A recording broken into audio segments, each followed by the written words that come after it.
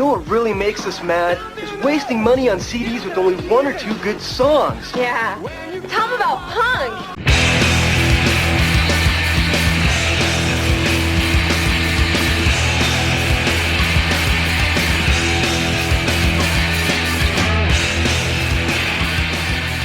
What's up, posers, and welcome to Punk Lotto Pod. I'm your co-host, Justin Hensley.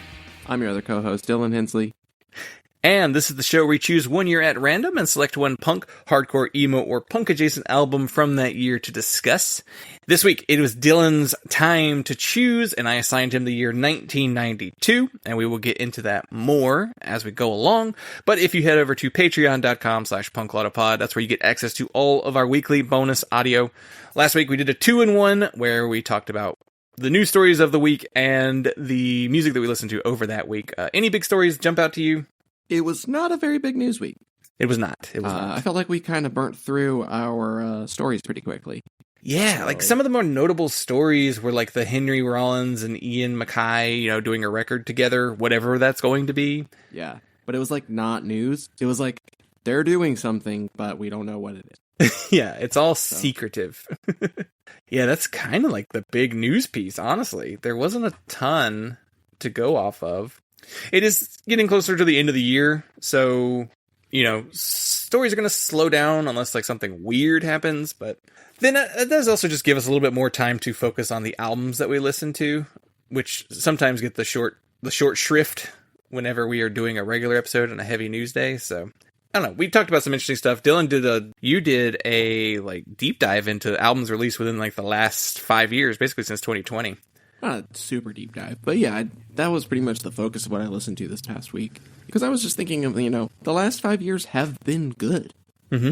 And it's been consistent. I mean, there's great stuff every year. We always say that. But I think there's just been a real consistency in the last few years. I did kind of notice as I was like kind of digging into the specific years a little bit, just kind of like trying to find stuff to listen to instead of doing the overall 5-year period. I kind of went year by year at a certain point, and I was noticing 2021, 2022 slightly weaker. I mean, there's great records those years too, but just like a little bit less. Not quite as many like great records in 2021, in particular 2021, but 2022 by extension. But I think overall 2020 certainly makes up for, and like 2020, that was the year for so many new bands. Yeah, I wanted to mention... we got these records made. What do we do now? Put them out anyway. Yeah, I meant to mention it on there, but I forgot to. But 2020, like, COVID was, like, weirdly a leveling of the playing field for bands because everyone was stuck at home, so everyone was, like, scrolling the internet, and basically everyone got more of an opportunity to find an audience. And it was, like, a weirdly... I don't know. I don't want to say it was a positive time, but it was a good time for discovery. That's how I'll describe it. Yeah, it was just you were spending time looking for something to distract yourself with, and the bands that couldn't afford to put their records out and not tour on them didn't. Yeah. They waited. So we just got a lot of stuff from bands we'd never heard of. Who were going to put it out and maybe do like a week-long run, and that probably would have been the extent of their touring. Yeah. Yeah, some interesting stuff there in the 2020s. There should be a new episode of 21st Breakdown coming shortly. If it's not out already by the time this episode comes out, it should be within the same week. I was putting the editing touches on that. I'm putting the music cues in now, so that should be done and ready. And then, really, there probably won't be another one of those the rest of this year as I get ready for the best of 2025 content to start rolling out on the Patreon, which will kick off with the biggest disappointments of 2025. So that's usually how I kick things off, is a disappointments list, which is, remember, that's secret. You're not supposed to tell people what I said was disappointing.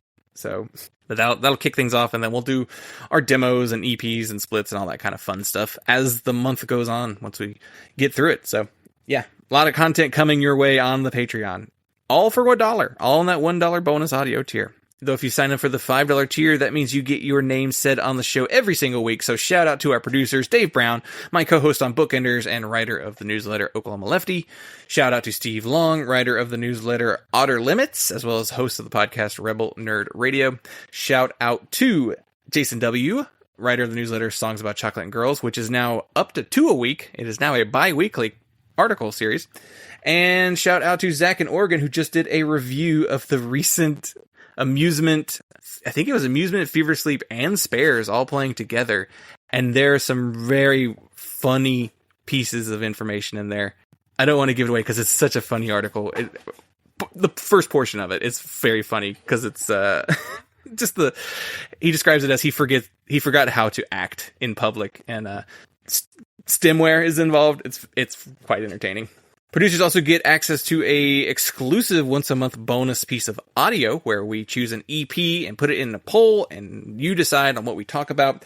I need to get our tiebreaker out to determine whether or not which one we are talking about, but as of right now, we are tied between the DOA Disco Sucks EP and the Kiss It Goodbye Choke EP. I believe that's what that one's called. So go break that tie, and yeah. We have a $10 tier where you get to choose the album we devote an entire episode to, and we have one of those coming up next week. So be on the lookout for that. All sorts of stuff there on the Patreon. Okay, 1992 was your year, and that is always... The early 90s are always tough, because we think of the 90s as being like this big decade for music, and it's true, it is, but punk in the early 90s is kind of sparing. It's not the most exciting time period for punk music. So what was going on that year? Yeah, I was thinking like the early 90s, so much of the early 90s, before Dookie comes out by Green Day, we have this interesting period for music, for alternative music in particular. And it's a few years where I feel like the punk adjacent and punk influenced music is doing a lot of the heavy lifting. And that's what so much of the attention is. That's what so many bands are trying to be. Certainly, we have the grunge explosion happening around this time period. So like that's a big part of it. But there's stuff going on in the UK. Shoegaze is huge, So stuff like that is happening. And I feel like metal is in a transitional period as well. And so there's just stuff that is of interest to punks, I think is kind of what stands out from these couple of years the most. 92, I was kind of dreading it. Like when you assigned this year to me, I was like, woof. I did think that too, because we've done 91 and 92 a lot throughout the years of doing the show, and they're always rough years. Weirdly, 1990, a strong year, but 91, 92, not so much. Yeah. 93, not awesome either, to my mind. Yeah. So I was like, man, I don't know what direction I want to go in for this year. And there was some stuff I considered that we'll get into that could have been interesting to talk about. But the stuff that I didn't really consider, or whatever else is going on, it's a big year for rap rock and rap metal and proto nu metal. Right, because we are actually several years away from nu metal. Well, Korn puts their first record out in 95, but like the trend is like 97. I think that's when it really starts. But Rage Against the Machine put out their self-titled record, their debut. Beastie Boys put out Check Your Head, which you actually talked about on the I'm Listening, the bonus audio. Yeah, I chose that to listen to because I was like, surely Dylan won't put this on the list, and then he put it on the list. Yeah. And Body Count, self-titled, came out. Biohazard put out Urban Discipline. There's a lot of rap music for punk kids, I guess. Punk? Rock. Metal. Rap music for rockers. Yeah. Not actually the biggest year for noise rock. That's surprising. Yeah, weirdly. And it's kind of straddling the line of your weird experimental noise rock, like Sonic Youth put out Dirty, and your ugly and gross stuff, like Cows put out Cunning Stunts. What is that band's deal? Like, they have a logo that looks like a swastika, but it's not. They name records Cunning Stunts. It's just like, what is this band? Ugly and gross. Yeah. Yeah. I don't know. I don't think I'll ever listen to a Cows record. I don't know. I have no desire to do it, I mean, if you want to pay us to listen to it, we'll do it. That's not a hard no for me. Yeah. But I assume you would have to be a fan to make me want to talk about a Cows record. But then I might we might shit on it. So, like, would you really want us to do it? Yeah. There's a lot of stuff that kind of is blending and blurring lines. You know, kind of similar to noise rock and similar to rap rock. You've got some groove metal. So you've got some pretty important records, honestly, on that side of things. And so you've got vulgar display of power. Folger's Display of Power by Pantera. You've got Meantime by Helmet. Las Exorcisto by White Zombie. Some Fear Factory. So getting into your industrial. And you've got the punk blues thing going on. Just happened at a very specific time period. And even from there, kind of overlapping, you know, into like maybe noise rock and alternative rock and groove-ish stuff. You've got like PJ Harvey's Dry came out that year, but your more typical punk blues names like Nick Cave. He put out Henry's Dream, These Immortal Souls, put out I'm Never Gonna Die Again. A couple of John Spencer Blues Explosion records, which that also kind of straddles the line of your garage rock, and there's a lot of garage rock, garage punk stuff going on. So the Mummies put out Never Been Caught, Rocket from the Crypt put out Circa Now. There's a Dead Moon record, the Gories, Super Suckers, you know, a lot of stuff in that retro bowling shirt, you know, rock and roll, Sonics listening music. Just looking at this stuff right here, the early 90s had like a really weird thing going on with these subgenres. Like they're all like spin-offs of punk music, but like noise rock was massive during this time period. Punk blues pretty much only for the most part as a wave exists during this time period. Garage rock was having a huge moment, which garage rock would ebb and flow over the years. Like there's another garage rock wave in like the 2000s and even in the 2010s. It's like, it feels like every 10 years we get a garage rock revival, but it's just a strange time period where like most of the straightforward punk genres are like, these aren't big time periods for those, but these weirdo sideshow punk subgenres are like doing a lot more during this time. Strange. If you want to get closer to true punk, which even that's a stretch, you know, you've got post-hardcore. This is a pretty strong year for post-hardcore. There's a lot of really cool stuff going on there. Like Novelty by Jawbox and Get Your Goat by Shudder to Think. And there's Plays Pretty for Baby by Nation of Ulysses. End of Silence by Rollins Band. We've got some Seaweed, Lungfish, Failure. Lots of big names. A lot of recognizable stuff. A lot of Discord. Very Discord focused. But even outside of Discord, you know, Rollins Band and Failure, you know, those weren't Discord bands. And Seaweed was a sub pop band, you know.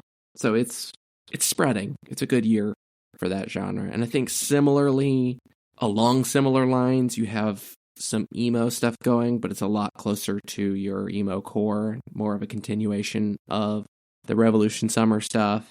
Not a lot of emo going on. This is what, pre-Diary? Yeah, we're pre-Diary. So really all we have is like emo core and the post-Revolution Summer. And then stuff that we call emo, but they're like kind of like borderline cases for emo. Yeah, like Sam I Am and Jawbreaker. Like, they're drawing so much from more straightforward punk sounds. Not the strongest year for shoegaze, but definitely it's still going. You know, Going Blank Again by Ride, Spooky by Lush. A lot of recognizable names.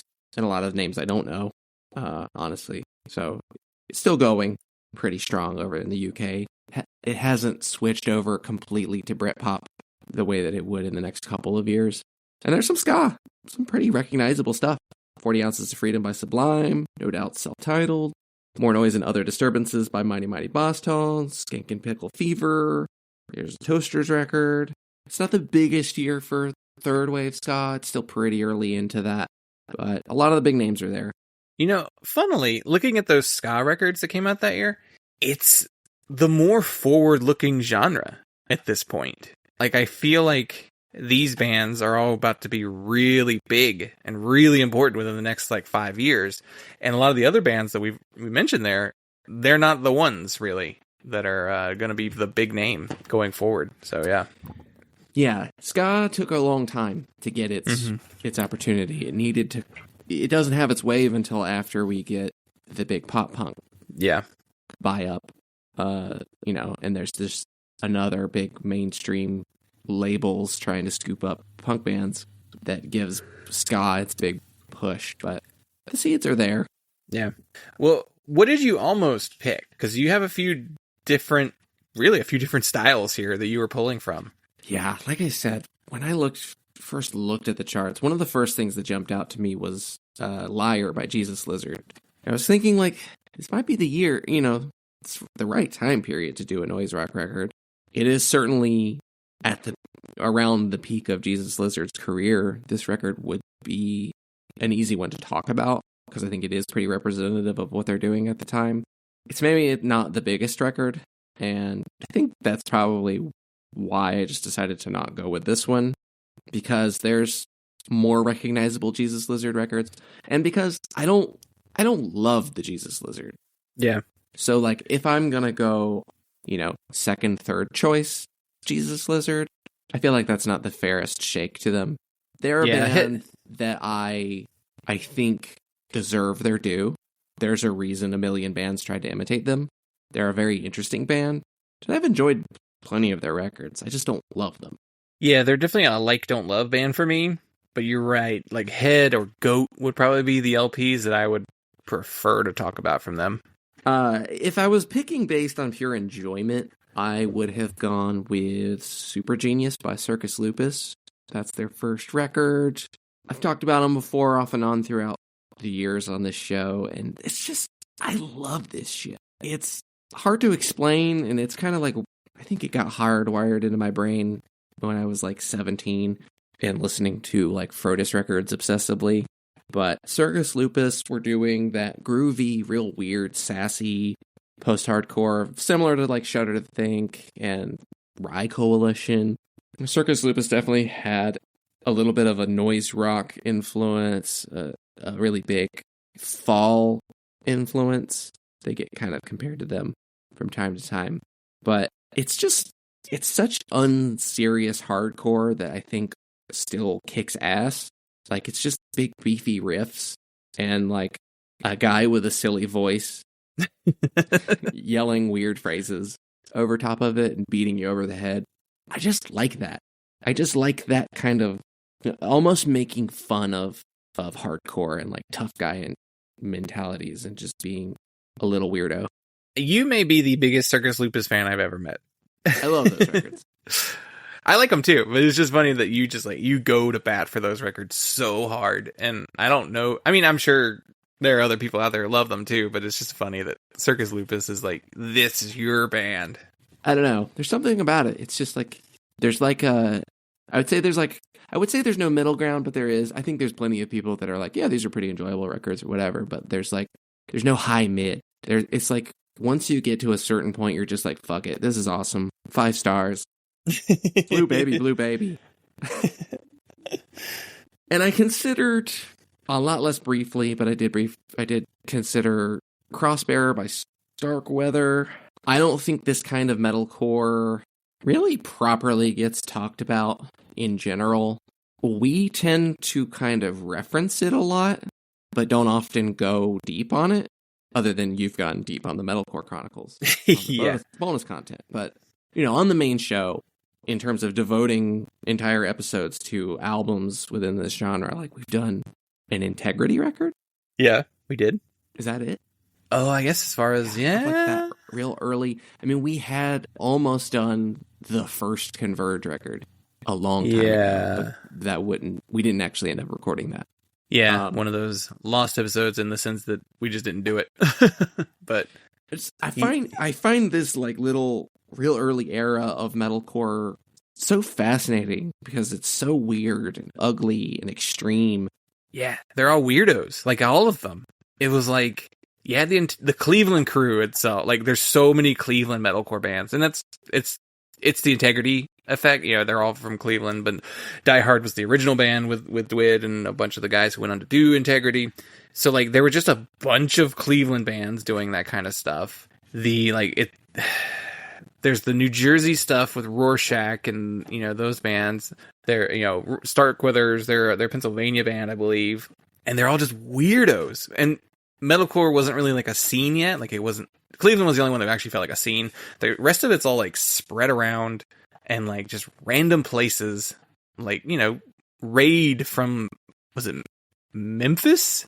Who were just like a vegan metalcore band. Like Vegan Reich was very influential on like a bunch of the early the early metalcore bands too, for some reason. Usually the vegan bands specifically, but yeah, the early is so scattered and hodgepodge, and it's just a bunch of different artists just being like, what if we like kind of played metal, but like not thrash? Is really what they were thinking. I love Starkweather though. They're weirdos. Yeah. I love them. That record rules. I didn't think I could stomach this record this week. I think it's just too dark and heavy. Well, let's talk about what you did select for us.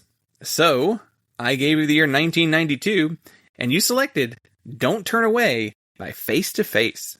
1, 2, 1, 2, 3, 4, you don't know what you want to be. You don't know what you want to do. Never gonna matter much of anything. So what's the difference if you win or lose? Well, that's something. Well, isn't that something? You've done nothing wrong, but it's never your fault. You've done nothing. Don't care where your friends are gone because you never really needed them anyway. Never gonna be exactly who you are because you tried too hard to be just like them. Well, that's something. Well, isn't that something? Well, you've done nothing wrong, but it's never your fault. You've done nothing. Well, you've done nothing wrong, but it's never your fault. You've done nothing.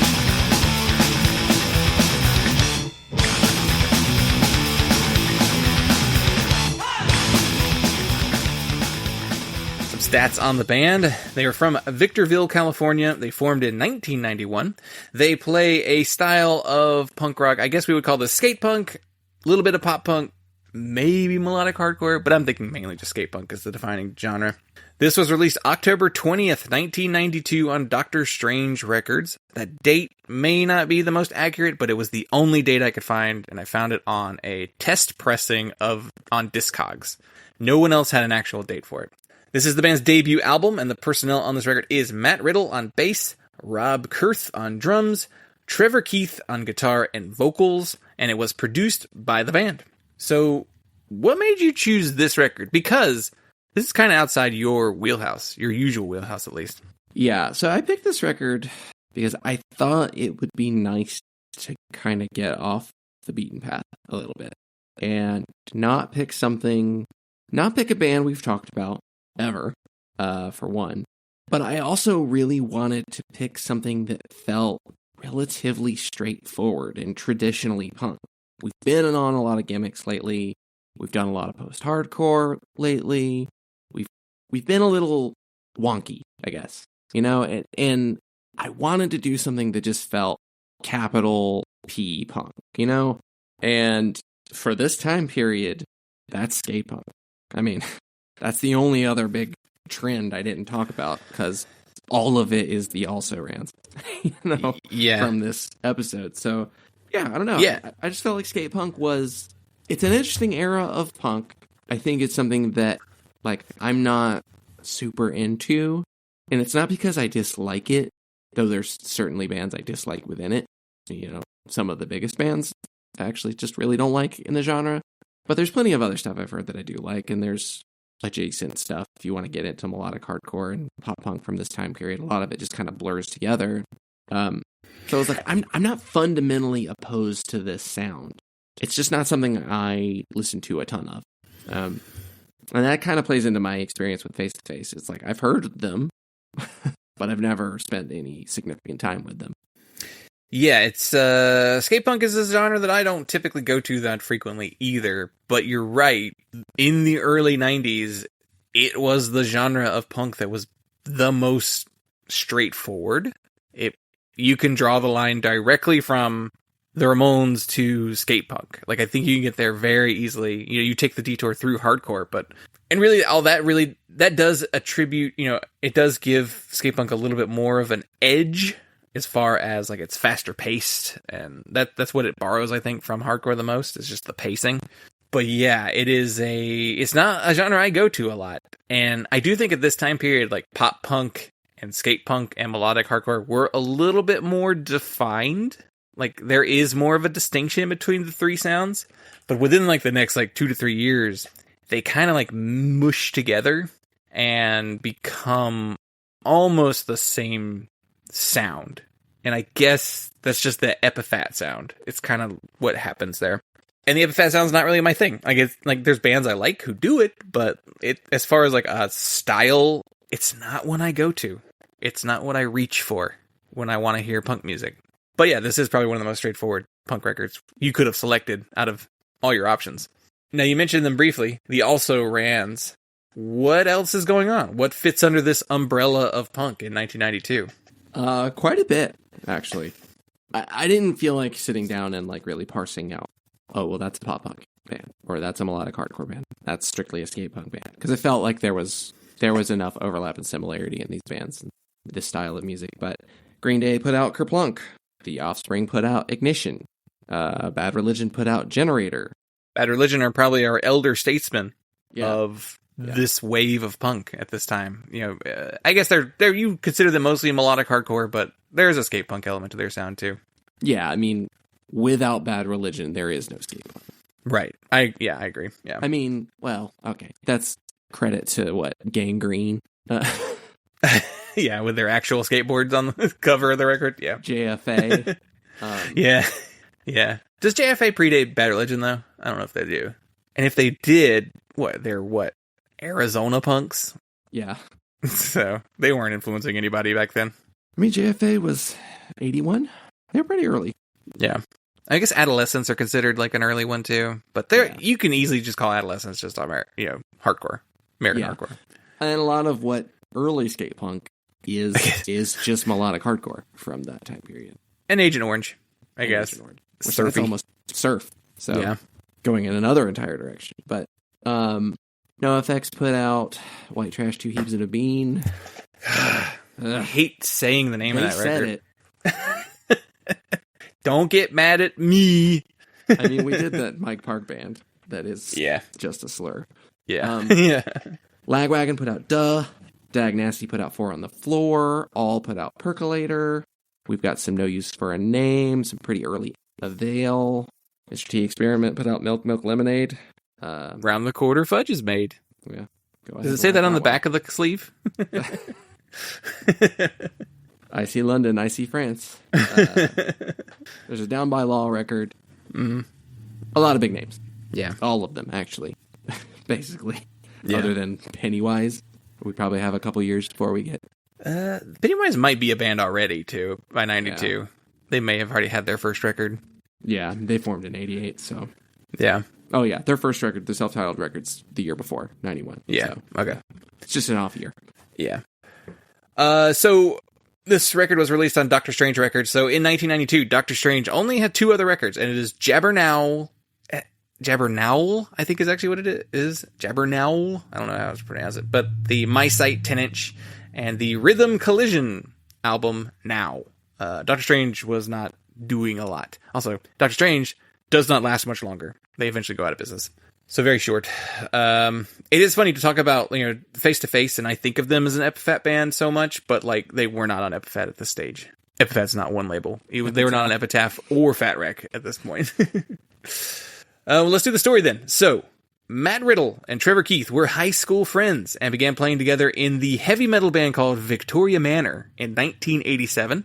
They released one demo in 1989, and then that band disbanded. So Matt Riddle and Trevor Keith then moved on to play in another band called Zero Tolerance, where they played with drummer Rob Kurth and guitarist Mark Hake. Hack or Hake? It's Haake. Definitely a Swedish name, last name. Probably some Midwesterner who moved to to California. Hake and Kurth were members of the Air Force and were stationed at the George Air Force Base right outside of Victorville. They released a demo in 1990, and then they decided to change the direction of the music that they were playing and rename themselves as Face to Face. Mark Hake would wind up leaving the band shortly after, and then the band continued on as a three-piece. Face to Face would become a hit locally and would play with bands like The Offspring, Guttermouth, and the Voodoo Glow Skulls. And after a show in Montclair, California in 1991, they met Dr. Strange Records owner Bill Plaster, who then offered them a record deal. Dr. Strange Records formed as a distro initially and then into its own label in 1989. And up to this point, their most notable releases were from the band Guttermouth. Other than that, not much else I recognized. It was still very early in the label, too. George Air Force Base was closed in 1992. Wow. Face to Face killed George Air Force Base. Due to, there was like a base, there was a big initiative. There were a lot of, I think, bases got closed. And it is now a Superfund site. Over 100,000 people exposed to toxins causing health issues, birth defects, and childhood cancers. Man. We got one of those in North Carolina, too. Activities. I think every military base is a future Superfund. They're just like blasting you with radiation and toxic chemicals at every military base. Yeah, at least they were throughout like the 90s, 2000s, and maybe they've eventually cooled that down, but yeah. So initially I was looking at like what else they had released prior to this, and not really anything. There are 2 demos that are listed, but they're demos for this record. And there's the No Authority 7-inch single, also for this record. So this is the first thing that this band went in to do. So they went into the studio at West Beach Recorders in Hollywood in October 1991 with engineer Donnell Cameron, where most of this record was recorded. Cameron had previously worked, this is wild, listen to this list of records that he had worked on prior to this. He worked on Suffer and No Control by Bad Religion. He did the L7 self-titled record. He did S&M Airlines by NoFX. He did Pain as a Fragrance by Rocket from the Crypt, as well as albums by Guttermouth, No Use for a Name, Tony All, which is the All Descendants one-off. It was like, that one's a weird one. I think it's Tony Navarro. Or no, it's Frank Navarro. I don't remember who Tony was, but... and Sam I Am. And then in 1992, the same year, he also recorded Ignition by The Offspring, White Trash, Two Heaves and a Bean by NoFX, the Jughead's Revenge debut album, Generator by Bad Religion, Four on the Floor by Dag Nasty, Down by Law's Blue, Lagwagon's Duh, Drive Like Jehu's self-titled, and Rocket from the Crypt's Circa Now.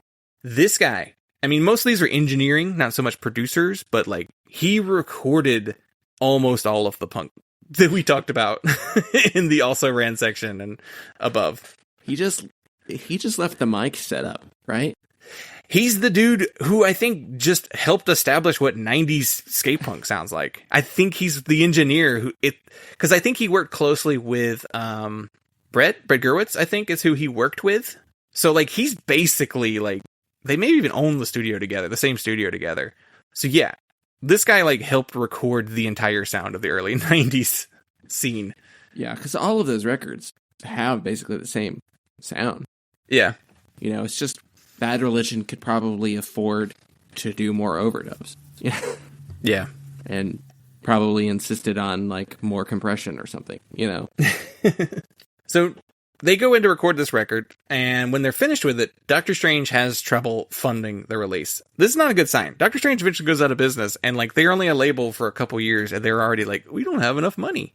So in the meantime, while they're putting money together, I imagine like anything they sold was just going right into the cost of putting out this record. The band met with engineer Jim Trout Goodwin, who offered to record some new songs the band had written for free. And of course, they're like, free recording time?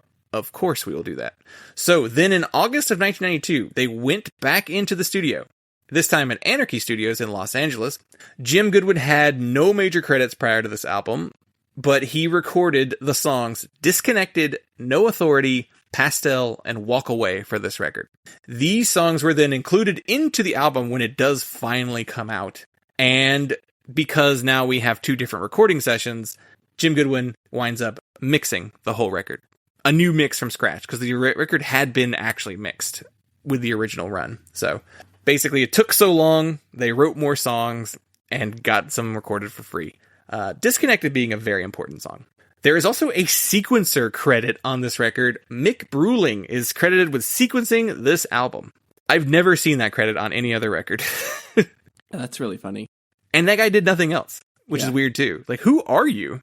Just You their know, I friends. really think these songs should go in this order. You should let me put the record in order. They were probably arguing about what songs should go in what order, and they were like, we just need a third party. Somebody else do it. Yeah, it probably was just a friend. Yeah. So that's the main basic info about the album. This would get reissued on Fat Wreck in 1995. There are 2 different cover sleeves for this.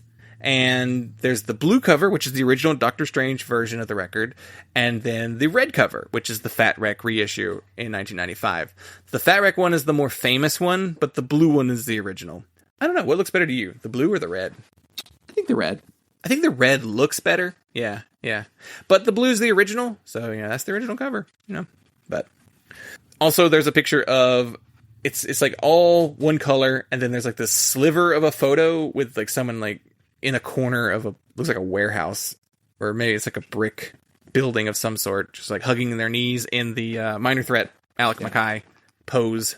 So the song Disconnected would eventually become one of their biggest hits. It was released as a single in 1993 and then remixed and included on an EP called Over It that would be released on Fat Wreck. And then they would re-record the song for their next record, Big Choice, and they had signed to Victory Music. And I was like, what is Victory Music? It's not Victory Records. It's a different label entirely. This company was started by JVC, and it was headed up by the head of Atlantic Records. Essentially, that album is a major label record, which is just very funny that the second Face to Face record was a major label album, predating the Green Day signing to a major. But then that song would eventually go on to become like their biggest hit. It would appear in the Tank Girl soundtrack, and it would chart on the Billboard Modern Rock charts at number 39. So just barely on the charts, but it's still charted.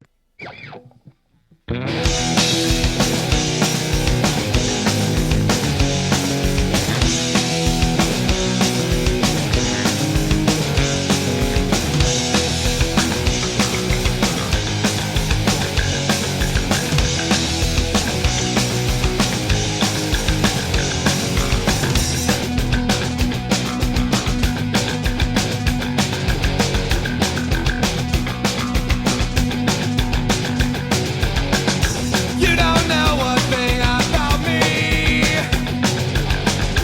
Is there something that you should know? I can tell you what you wanna hear. Let your inhibitions just go. Go! No, you don't know what you were doing.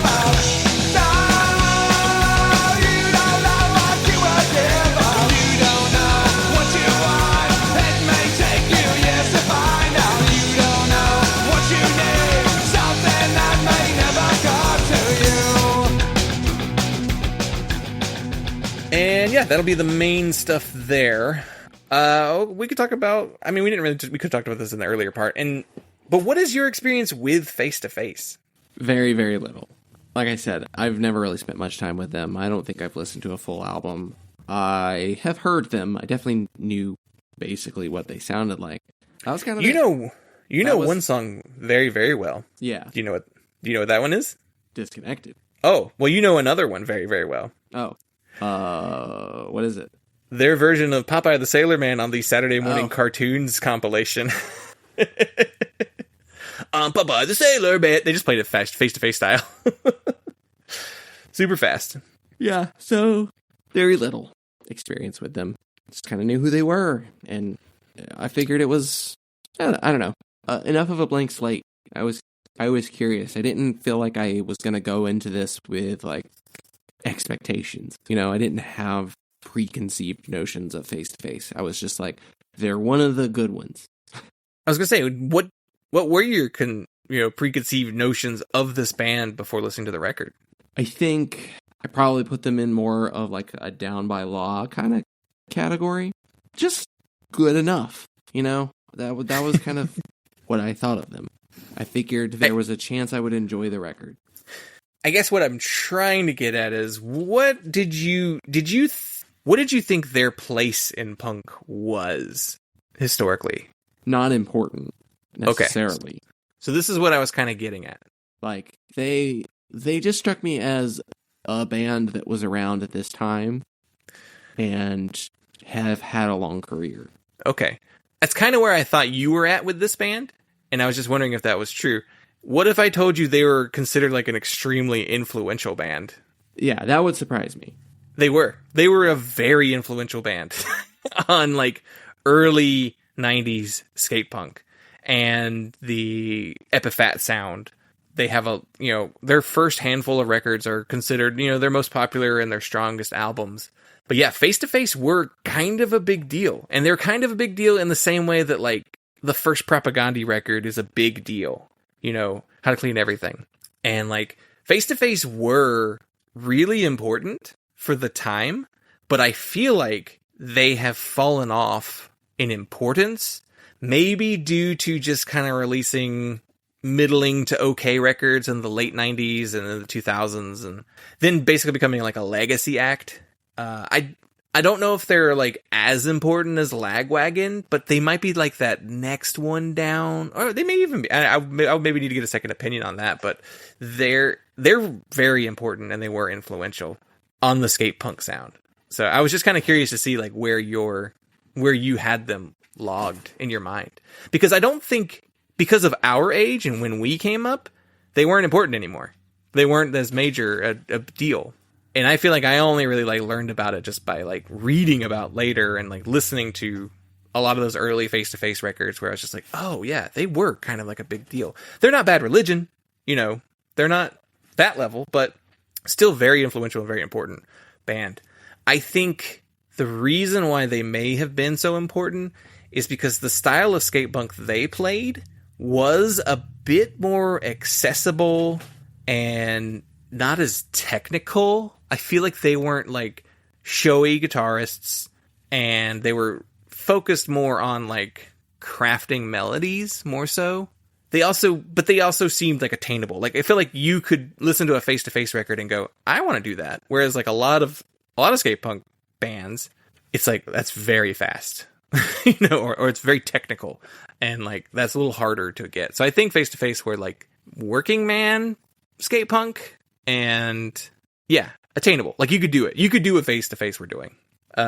My personal experience with them, I've listened to a couple records of theirs. I've listened to their first 3 for sure. Don't Turn Away, Big Choice, Face to Face. I don't remember if I've listened to Ignorance is Bliss. I may have, and then I don't think I come back to them. I think I've heard Protection and their most recent one, No Way Out But Through, from 2021. So like I've heard like the early stuff and some of the like later stuff. I didn't really listen to like the middle area stuff, like How to Ruin Everything or Standards and Practices and Reactionary and that kind of stuff. But so I definitely spent some time with Face to Face. Well, what did you think of this record? It was fine. I enjoyed it. It was a pretty easy listen.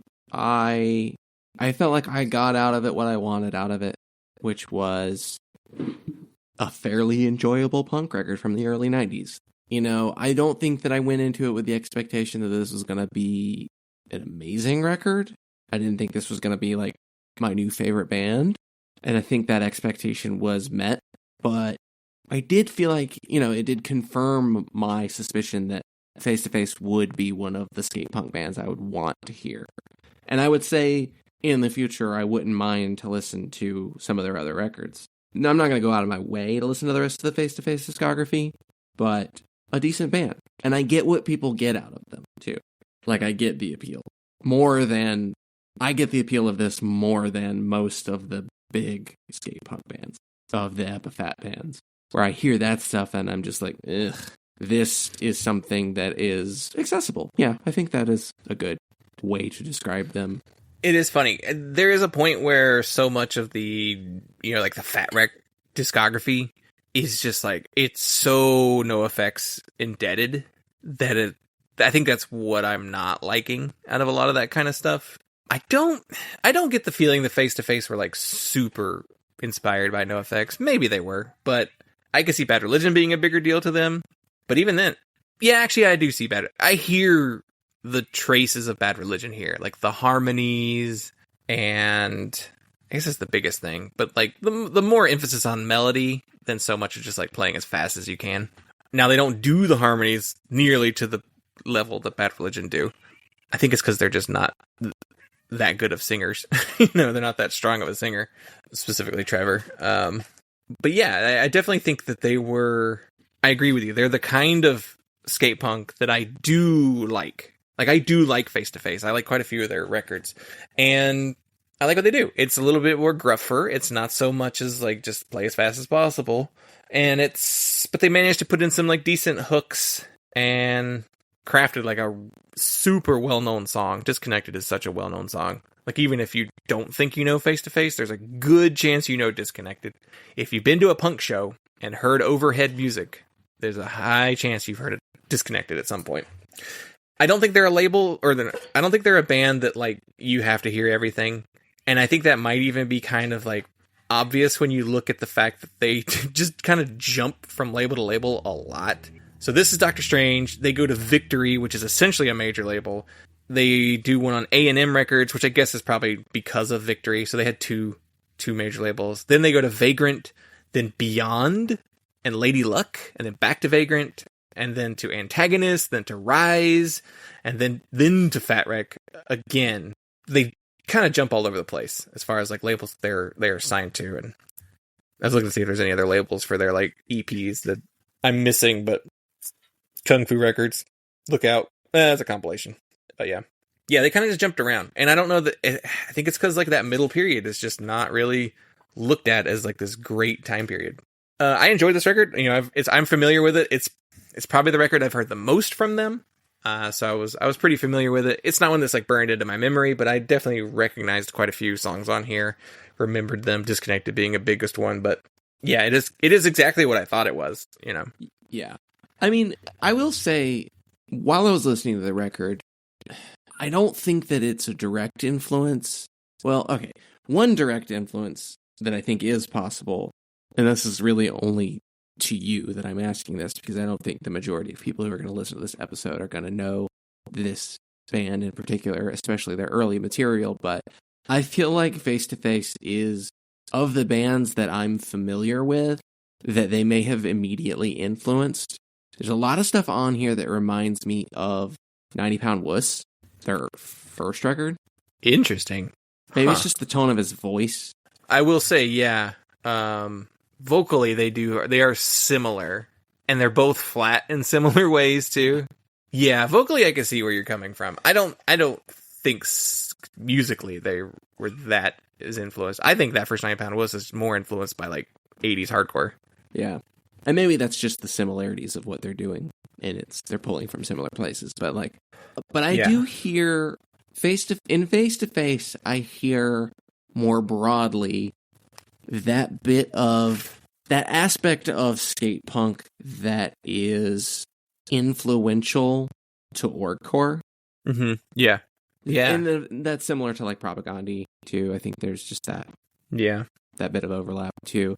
And, like, but I do in particular hear, like, from this I can get to even, like, Dead to Me or, like, A Dear Landlord, you know. Yeah, I get that. I do. Because, yeah, the way they play skate punk is so different from so many of their contemporaries that it does, you're right, it does lend a little bit more to the orgcore fest punk kind of vibe. They feel like a perfect band that would fit at fest. I don't know if they have. I mean, there's been so many fests, there's a chance they've played fest, but I don't know for sure if they have or haven't, but yeah, they feel like the kind of band that would fit. Like, you know, you put them on the same stage as, you know, Lagwagon. Yeah. Probably next to each other on the same day, honestly. I think it's a similarity to, like, a Veil. Yeah. Where a Veil feels like that kind of connective tissue from melodic hardcore to orgcore to, you know, Hot Water Music and Lawrence Arms and those kinds of bands. Yeah, Lawrence Arms especially. Yeah, it is. I can see that because they are. Yeah, you're right. Like I said, they're doing skate punk differently, a little bit different. And I feel like Propaganda might even kind of fit in there too. But even still, like, they, if they hadn't more, you know, changed their sound so drastically in the middle of their career, Propaganda might be more of an influence on that kind of stuff. But even then, like, they're still, Propaganda's played fest a bunch of times too, you know. I also guess I should kind of put them into with, like, No Use for a Name, who are another band that were, like, they were skate punk, but, like, when you hear No Use for a Name songs, you're like, is this skate punk? You know, they're a little bit more melodic, a little slower. They weren't, like, super fast. Lagwagon's considered skate punk, and I never really understood that because I never feel like they were that fast. But I also haven't listened to a lot of Lagwagon, so that just may just be songs I know are not like fast songs. Like to me, Lagwagon fits more in with like a Swingin' Utters, you know. Which I don't think. I mean, I don't think Face to Face is too far from Swingin' Utters either. That's true. Yeah, yeah. It's the stuff that's a little more melodic that I feel like is more inspired by it. I do think it's funny that they were playing with The Offspring. Yeah, and like Guttermouth. It's like, man, Guttermouth sucks. And people say that about The Offspring, but I like The Offspring. So but it's like Ignition era Offspring, which when they were still a skate punk band.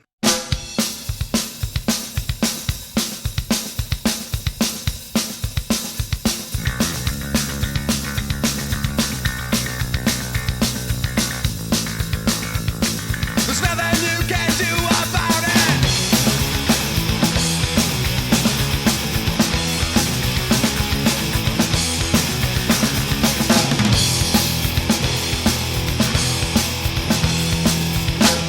There is someone who knows everything there is to know, and there is someone who is too afraid to let it show.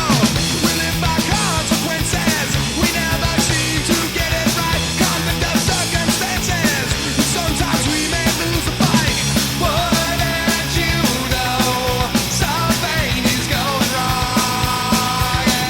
Wouldn't you know something is really wrong? You can't do a thing about it.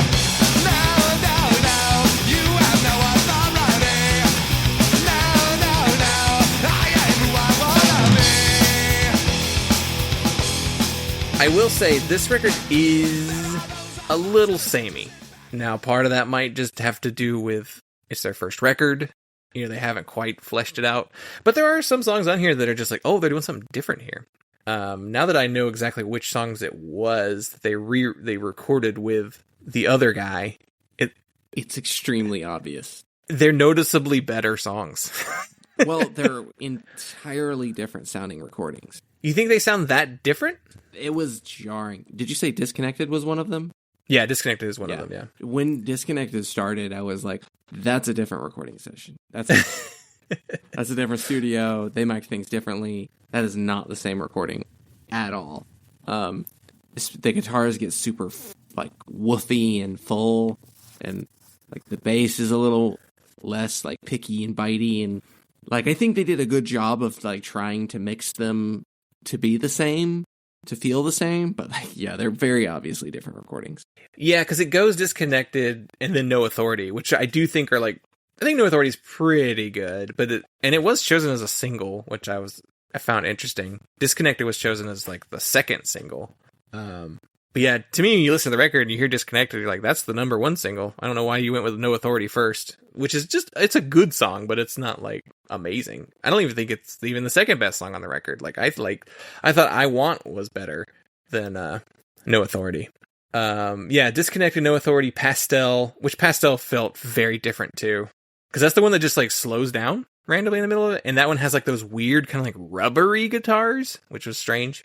And then Walk Away is like, it's got some stop starts to it and it's got some harmonies to it. But I guess maybe some of the best vocal parts might be on those songs too. Disconnected, no, like the harmonies and stuff and backing vocals. Though I'm Not Afraid has some pretty good harmonies too. Yeah, it is. Yeah, it is interesting to look at and you're just like, oh yeah, those songs sound different. I honestly just thought they just were better written songs too.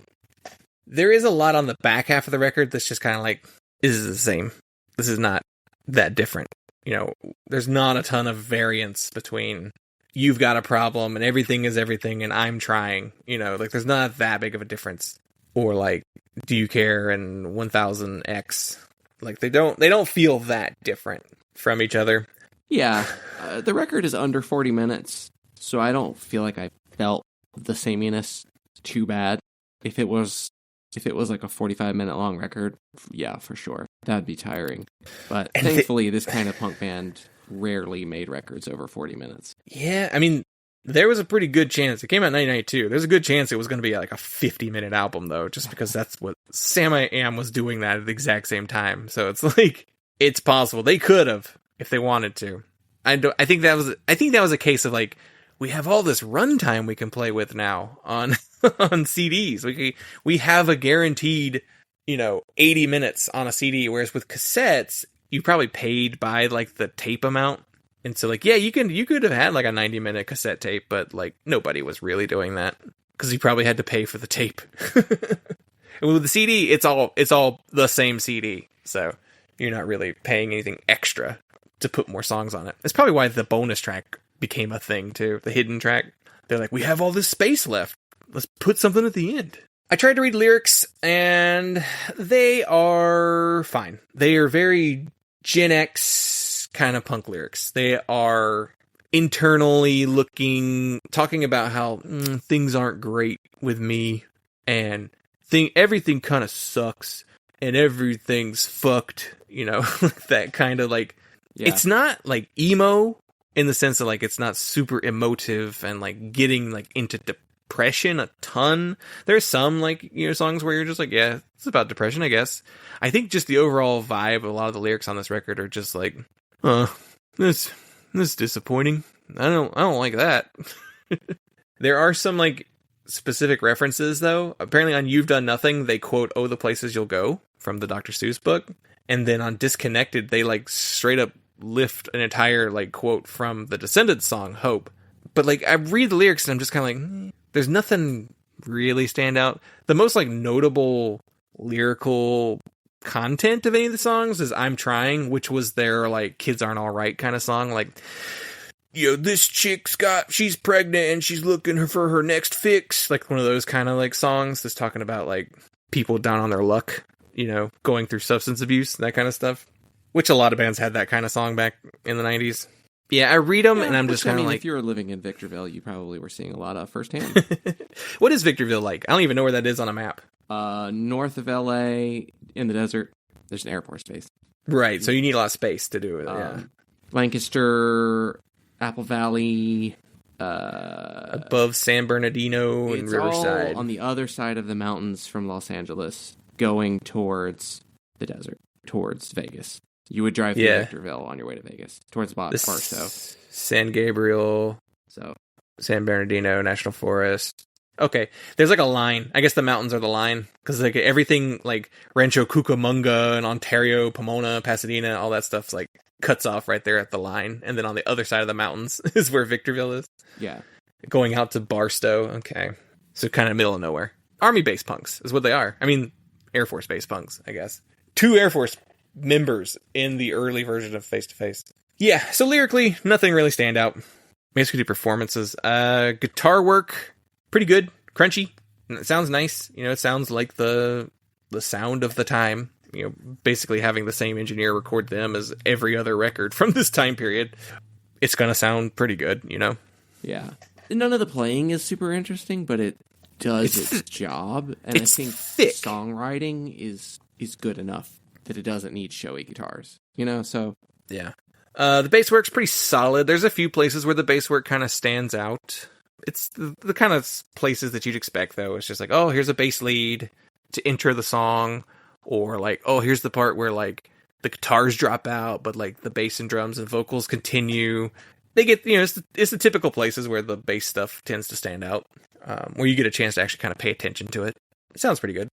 Drumming, solid. I mean, there's nothing really to complain about for me. Performance-wise, engineering-wise, like the overall sound is pretty good. I did listen to the remastered version though, so I don't think the original is that drastically different. They might up some low end maybe, but and then the vocals are they're like not good but good kind of vocals, Yeah. He can hold a melody, but like we said, he's a little flat sometimes and nasally and gruff, which is always a fun combo. The gruff nasal voice. The Mike Ness. The harmonies, I think, are probably the best standout part. Like, the group vocals are probably the stuff that stands out the most.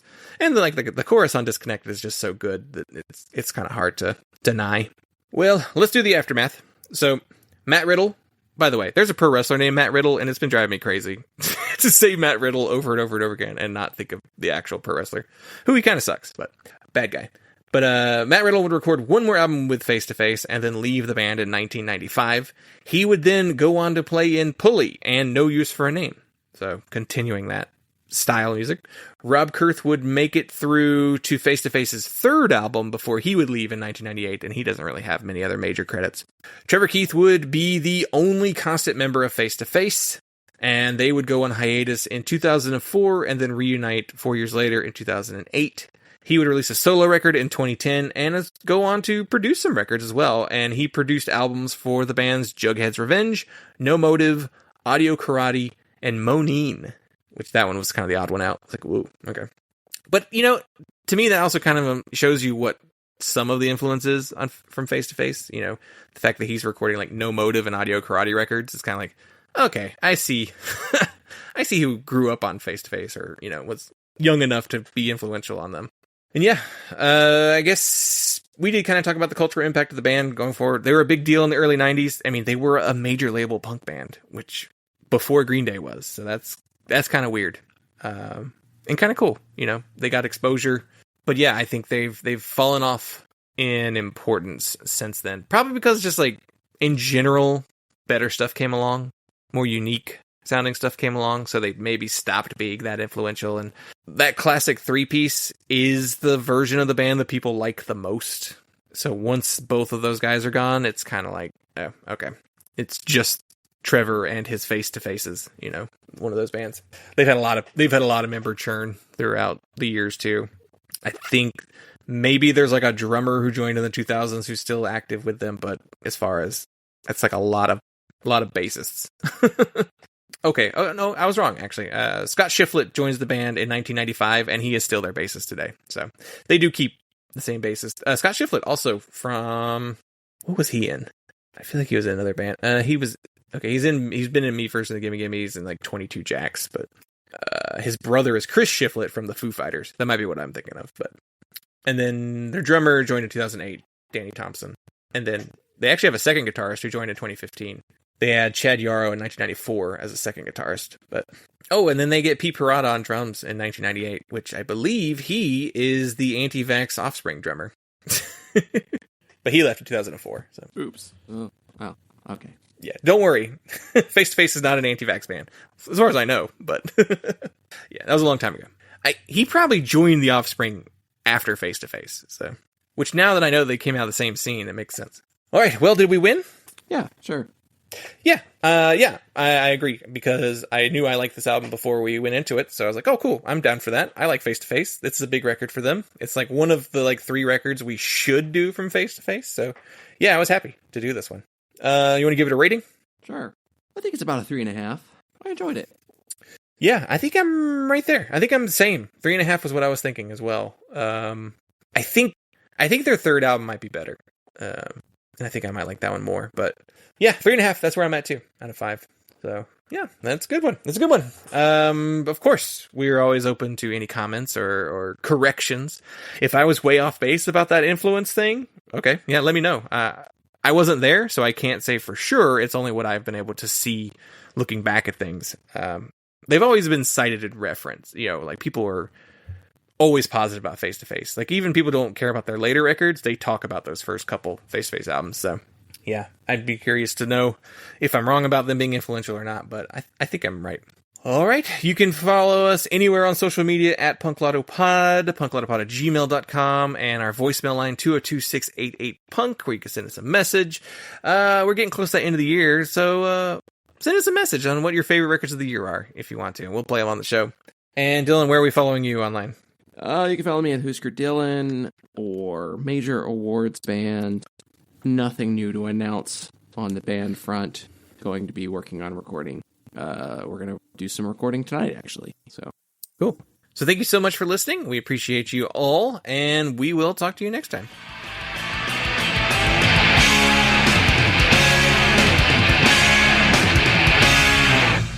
To order Punk, call the number on your screen. Rush delivery is available. Remember, this special offer is not sold in stores.